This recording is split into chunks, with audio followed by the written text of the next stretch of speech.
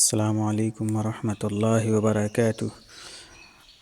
ہمارے YouTube channel on line عربی سیکھیں میں عربی لکھنا پڑھنا بولنا سیکھیں اور نحو صرف ترکیب انشاء ترجمہ قرآن حدیث بھی سیکھیں۔ ہمارے یوٹیوب چینل کو سبسکرائب کریں اور بیل آئیکن کو پریس کریں تاکہ ہمارے تمام ویڈیوز جو اسباق کی شکل میں ہوں گے وہ آپ تک بروقت پہنچ سکے۔ ہم نے اپنے پچھلے اسباق میں عربی کی اصطلاحات کا ذکر کیا تھا۔ اب ہم اس میں سبق نمبر 6 میں جو ہے ہم اس میں اشارہ اور اس میں اشارہ قریب اور بعید کی تعریف کریں گے اور اس کے استعمال کے قاعدے اور اس سے جڑی چند چیزیں بیان کریں گے۔ اور ہم نے جو اس سے پہلے ویڈیوز جو اپلوڈ کیے تھے ترتیب وار سے ہم نے جو ہے ان کے اصطلاحات کا ذکر کیا تھا۔ اب ہم جو ہے اس میں بیسکس سے اسٹارٹ کریں گے انشاءاللہ۔ آپ نے ہمارے تمام ویڈیوز دیکھ کر ان کے اصطلاحات کو ازبر کر لیا ہوگا، یاد کر لیا ہوگا یا ذہن میں اپنے بیٹھا لیا ہوگا۔ اب ہم جو ہے عربک بیسک لیول سے ہم اسٹارٹ کرتے ہیں انشاءاللہ۔ اس میں اشارہ کا بیان۔ عربی زبان کی مشق کے وقت طالب علم سب سے پہلے یہ ذہن میں رکھے کہ جملے کی 2 قسمیں ہیں، جیسا کہ ہم نے پچھلے سبق میں بھی بتا چکے ہیں کہ جملے اسمیہ ہوتا ہے اور جملے فعلیہ۔ جملے اسمیہ کی بھی تعریف کی تھی ہم نے کہ وہ جملہ ہے جس کا پہلا جز اسم ہو، جیسے زید کاتب کہ زید کاتب ہے، التلمیذ یقرأ طالب علم پڑھتا ہے۔ جملے فعلیہ وہ جملہ ہے جس کا پہلا جز فعل سے شروع ہو، جیسے ضرب زید زید نے مارا، یکتب التلمیذ طالب علم لکھتا ہے۔ تو اس میں ضرب اور یکتب یہ فعل ہیں۔ اس کے بعد جملہ اسمیہ سے اپنی مشق کا آغاز کرتے ہیں اور اسم اشارے سے ابتدا کرتے ہیں، کیونکہ اسم اشارے سے جو ابتدائی طالب علم ہوتے ہیں جو شروع سے جو اسٹارٹ کرتے ہیں لکھنا، عربی لکھنا یا پڑھنا یا بولنا، تو ان کے لیے آسانی سے یہ چیز سمجھ میں آ سکے کہ یہ جملہ کیسے بنتے ہیں، کیا ہوتا ہے کیا نہیں ہوتا ہے۔ اس طریقے کے ہم اس لیول سے شروع کریں گے۔ اسم اشارہ کسے کہتے ہیں؟ وہ اسم ہے جس کے ذریعے کسی چیز کی طرف اشارہ کیا جائے، یعنی کسی چیز کی طرف اشارہ کر کے بتائیں کہ کیا ہے کیا نہیں ہے۔ مشار الیہ وہ اسم ہے جس سے کسی چیز کی طرف اشارہ کیا جائے، یعنی جو چیز جو ہمارا ہدف ہے جو ٹارگٹ ہے اس کو بتائیں، یہ اس کی طرف اشارہ کر کے بتانا ہمیں یہ مشار الیہ ہے۔ تعریف یاد کر لینے کے بعد مندرجہ ذیل قواعد کو ذہن میں رکھیں، یعنی چند قواعد ہیں جو اسم اشارہ اور کے تعلق سے ہیں وہ آپ لوگ یاد رکھیں۔ قاعدہ نمبر 1 ہے کہ ھذا یہ اسم اشارہ مذکر قریب کے لیے آتا ہے، یعنی جو چیزیں قریب کے لیے ہیں تو اس کے لیے ہمیں کون سا لفظ استعمال کرنا ہے یا کون سا ورڈ استعمال کرنا ہے، اور دور کے لیے اشارہ کریں گے، دور کی چیز کے لیے اشارے سے بتائیں تو اس کے لیے ہمیں کون سا ورڈ استعمال کرنا ہے، کون سا لفظ استعمال کرنا ہے، تو اس کے تعلق سے بتا رہے ہیں کہ ھذا اسم اشارہ مذکر قریب کے لیے، مذکر یعنی آدمی کے لیے، ذالک مذکر بعید کے لیے یعنی دور کے لیے ہے مذکر لفظ، ھذہ مؤنث قریب مؤنث۔ پہلی چیز ہے کہ مؤنث اور مذکر کہتے ہیں آدمیوں کو اور مؤنث کہتے ہیں عورتوں کے لیے بولا جاتا ہے۔ تو ھذہ کا جب استعمال کریں گے تو جو عورتوں کے یعنی یہ جو مؤنث کی جنس سے جتنے بھی الفاظ ہوں گے ان کے لیے ہم ھذہ کا لفظ قریب کے لیے استعمال کریں گے، اور تلکا کا لفظ جو ہے ہم دور کے لیے استعمال کریں گے۔ قاعدہ نمبر 2 ھذا ھذہ ذالک اور تلکا کے بعد آنے والے لفظ پر اگر الف لام داخل نہ ہو تو اس کے ترجمے کے آخر میں لفظ ہے آئے گا، جیسے ھذا کتاب یہ کتاب ہے، ھذہ کراسۃ یہ کاپی ہے، ذالک ولد وہ لڑکا ہے، تلک سبورۃ وہ تختہ سیاہ ہے یعنی بلیک بورڈ ہے۔ اور اگر الف لام داخل ہو تو لفظ ہے نہیں آئے گا، جیسے ھذا الکتاب یہ کتاب ہے، یہ کتاب، ھذہ الکراسۃ یہ کاپی، ذالک الولد وہ لڑکا، تلک السبورۃ وہ بلیک بورڈ۔ تو یہ جو ہے جب الف لام ھذا کے بعد کسی لفظ پر الف لام آ جاتا ہے تو یہ اسم اشارہ اور مشار الیہ مل کر یہ جو ہے موصوف صفت بن جاتا ہے، اس وجہ سے اس میں ہے نہیں آتا ہے۔ اور ہاذا کے بعد جب اگر الف لام نہیں آ رہا ہے تو پھر وہاں جو ہے کا ترجمہ ہوتا ہے اور وہ مبتدا خبر کا جملہ بن جاتا ہے۔ مذکورہ بالا مثالوں میں آپ نے دیکھا کہ اس میں اشارہ کے بعد جہاں الف لام ہے اس کے ترجمے میں لفظ ہے نہیں لگا ہے، اور جن مثالوں میں الف لام نہیں ہے اس کے ترجمے میں لفظ ہے موجود ہے، انہی مذکورہ دونوں قاعدوں کی روشنی میں درج ذیل جملوں کا اردو میں ترجمہ کریں۔ کچھ جملے دیے جا رہے ہیں، ان کا آپ ترجمہ کریں ان قاعدوں کی روشنی میں۔ ھذا جدار، ھذہ الساعۃ، ھذا الکرسی، ذالک مکتب، ھذہ قلنسوۃ، ذالک القلم، تلک حجرۃ، تلک منضدۃ، ھذہ المروحۃ، ذالک الباب۔ ھذا کے معنی یہ، ھذا اور ھذہ اور ذالکہ کے معنی وہ۔ جدار کے معنی آتے ہیں دیوار، ساعتوں کے معنی آتے ہیں گھڑی، اور کرسیوں کے معنی آتے ہیں چیئر کرسی، مکتب کے معنی ٹیبل، قلنسوتوں کے معنی ٹوپی، قلم کے معنی قلم، حجرتن کے معنی کمرہ، منضدتن معنی چھوٹی ڈیسک اور مروحتن کے معنی پنکھا، اور باب کے معنی دروازہ۔ ان جملوں کا آپ اردو میں ترجمہ کر کے ہمیں بذریعہ واٹس ایپ بھیج سکتے ہیں۔ اس میں اشارہ قریب کے 5 صیغے ہوتے ہیں، 5 لفظ ہیں، 3 مذکر کے لیے اور 3 مؤنث کے لیے، جس میں سے ایک جو ہے مذکر اور مؤنث دونوں کے لیے یکساں استعمال ہوتا ہے۔ اسی طریقے سے اس میں اشارہ بعید کے ہیں، اور یہ ٹوٹل 10 لفظ ہیں، جن میں سے 2 لفظ مذکر مؤنث کے لیے اور ایک جو ہے دونوں کو مشترک آتا ہے، چاہے وہ جمع مؤنث ہو چاہے مذکر ہو۔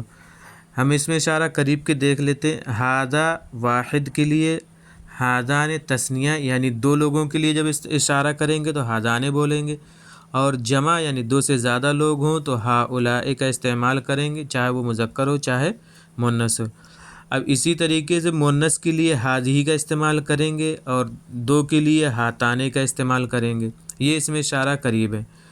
اس میں اشارہ بعید، 1 کے لیے ذالکہ اور 2 کے لیے ذانکہ، یہ آدمیوں کے لیے جب بولا جائے کہ مذکر چیزوں کے لیے، اور تلکہ مؤنث کے لیے، اور 1 کے لیے تانکہ 2 مؤنث کے لیے بولا جائے کہ یعنی 2 یعنی عورت کی جنس سے جو چیزیں ہوں گی ان کے لیے 2 کے لیے تانکہ اور تلکہ کا لفظ استعمال ہوگا، اور اولئکہ یہ جمع کے لیے استعمال ہوگا، اور اس میں دونوں شامل ہیں، چاہے مذکر ہو چاہے مؤنث ہو، چاہے عورتوں کی جنس سے ہو چاہے مردوں کی جنس سے ہو۔ تو یہ 10 صیغے ہیں، یہ استعمال ہوتے ہیں۔ اسی طرح ایک لفظ ماں ہے، ماں، اس کے معنی بھی کیا آتے ہیں، جیسے یہ کیا ہے، ما ھذا۔ ماں اور حل اور حمزہ میں ایک چھوٹا سا فرق ہے۔ اگر اردو میں جملے کے شروع میں کیا آ رہا ہے تو حل یا پھر حمزہ کا استعمال کرتے ہیں، جیسے کیا تو انسان ہے، کیا یہ قرآن ہے، کیا وہ کتاب ہے، تو ان سب چیزوں میں حل کا استعمال کریں گے، یا پھر حمزہ کا، یعنی جو الف کے اوپر جو حمزہ لگا ہے وہ آ کا استعمال کریں گے۔ تو ان سب کی عربی حل یا آ سے بنے گی، جیسے حل انت انسان، یا انت انسان، حل ھذا قرآن، انت ھذا قرآن، حل ذالک کتاب، اذالک کتاب۔ تو یہ اوپر مثالیں دی ہیں کچھ، وہ قلم ہے، کیا یہ کتاب ہے، کیا وہ قرآن ہے، کیا وہ سبق ہے، کیا وہ قلم ہے، وہ کتاب ہے، وہ سبق ہے، کیا یہ قرآن ہے۔ تو ان کو جو ہے آپ اس میں غور کیجئے کہ ما کہاں استعمال ہوگا، حل یا حمزہ کہاں استعمال ہوگا۔ لیکن اگر اردو میں کیا جملے کے بیچ میں آ رہا ہے تو پھر وہاں ما کا استعمال کرتے ہیں، جیسے یہ کیا ہے، وہ کیا ہے، ان سب میں حل استعمال نہیں کریں گے اور نہ آ کا استعمال کریں گے، بلکہ ما کا استعمال کریں گے، کیونکہ یہاں بیچ میں آ رہا ہے، اس وجہ سے ما کا استعمال ہوگا۔ جیسے ما ھذا، یہ کیا ہے، تو کیا جو ہے اردو کے جملے میں ہمارے بیچ میں استعمال ہو رہا ہے، اگر یہ شروع میں استعمال ہوگا تو پھر وہاں حمزہ یا حل کا استعمال کریں گے، جیسے ھذا کتاب، کیا یہ کتاب ہے، تو کیا کو دیکھا ہم نے شروع میں استعمال کیا ہے، اور یہ کیا ہے ما ہاذا یہ کیا ہے، تو کیا دیکھیے بیچ میں ہے، تو اس وجہ سے ہم نے ما کا استعمال کیا ہے۔ تو اس کی روشنی میں آپ جو ہے اوپر جو جملے دیے گئے ہیں ان کو بنائیے اور ہمیں بھیجیے۔ پھر اسی طرح ایک لفظ ہے من، اس کے معنی ہوتے ہیں کون۔ جیسے یہ کون ہے تو کہیں گے ہاذا من، تو کہہ نہیں سکتے، لیکن یہ غلط ہو جائے گا۔ من ہاذا کہیں گے، من ہاذا اس وجہ سے کہیں گے کیونکہ سوال والے جو لفظ ہوتے ہیں یہ سب جو ہے شروع میں استعمال ہوتے ہیں۔ حالانکہ آپ نے جانتے ہیں کہ ہاذا جو ہے شروع میں استعمال ہوتا ہے، یا تو مبتدا بنے گا یا موصوف بن جائے گا، لیکن یہاں پہ جو سوال کے جو لفظ ہیں من جو ہے یہ سوال کا ہے کہ کون، کیا، یہ سب جو ہے سوال والے جتنے بھی حرف آئیں گے یہ سب جو ہے شروع میں داخل ہوتے ہیں، کیونکہ یہ سب الفاظ من، ما، ہل یہ سب سوال کے ہیں، یعنی سوالیہ الفاظ عربی میں ہمیشہ پہلے لاتے ہیں۔ تو ہم کہیں گے من ہاذا، نہ کہ ہاذا من۔ ہم ہاذا من کہیں گے تو یہ غلط ہو جائے گا، اور من ہاذا کہیں گے یہ صحیح ہوگا۔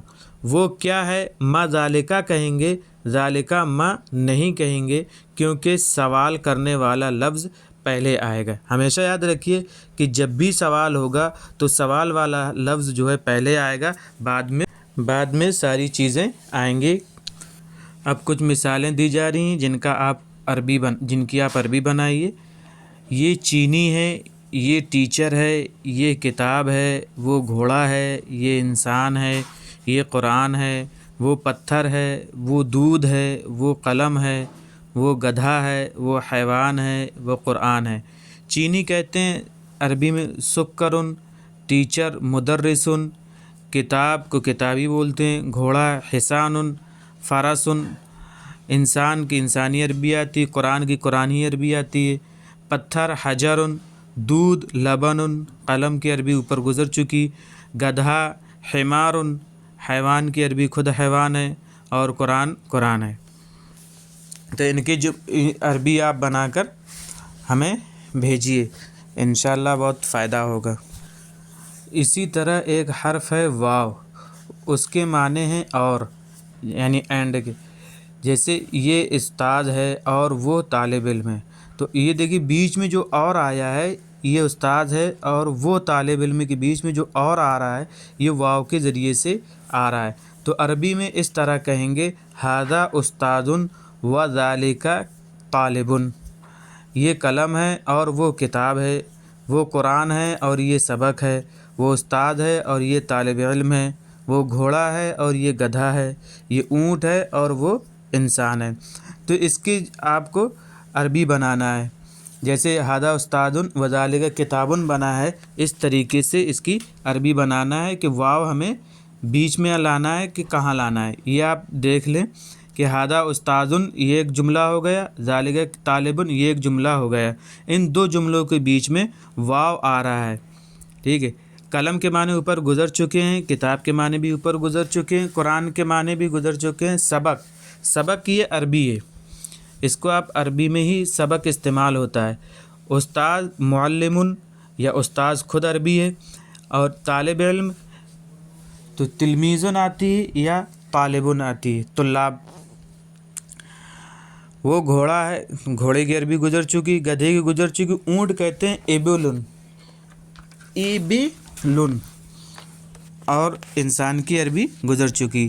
یہ مثالیں ہیں، تو ان مثالوں کی آپ عربی بنا کر دیکھیں اور ہمیں سینڈ کریں تاکہ ہم اس کی اصلاح کر دیں کہ آپ نے کتنی حد تک آپ سیکھ پائیں اور کتنا حد تک باقی بچا ہے۔ تو اس سے اصلاح ہو جائے گی، اور ہم اسی آپ کے واٹس ایپ نمبر پر ہی ہم آپ جس سے بھیجیں گے ہم اسی میں آپ کی اصلاح کر دیں گے، یا تو ہم یوٹیوب میں اپنے یوٹیوب چینل میں اس کو صحیح کر ہم بتا دیں گے۔ نیچے لکھے الفاظ کے شروع میں ھذا اور ذالکا لگا کر زبانی مشق کریں اور ترجمہ بھی ساتھ ساتھ پڑھتے رہیں، یعنی ان کو لکھنا بھی ہے اور زبانی بھی بولنا ہے، اور ان کا ترجمہ بھی اپنے ذہن میں رکھنا ہے اور ان کو لکھنا ہے۔ جیسے تاجرن ہے، دیکن ہے، حجرن ہے، انسانن ہے، حسانن ہے، مدرسن ہے، سکرن ہے، رجلن ہے، فرسن ہے، حمارن ہے، لبنن ہے، یہ الفاظ ہیں، ان میں آپ ھذا اور ذالکہ لگا کر ان کی مشق کریں، خوب یعنی پریکٹس کریں ان کی لکھنے کی،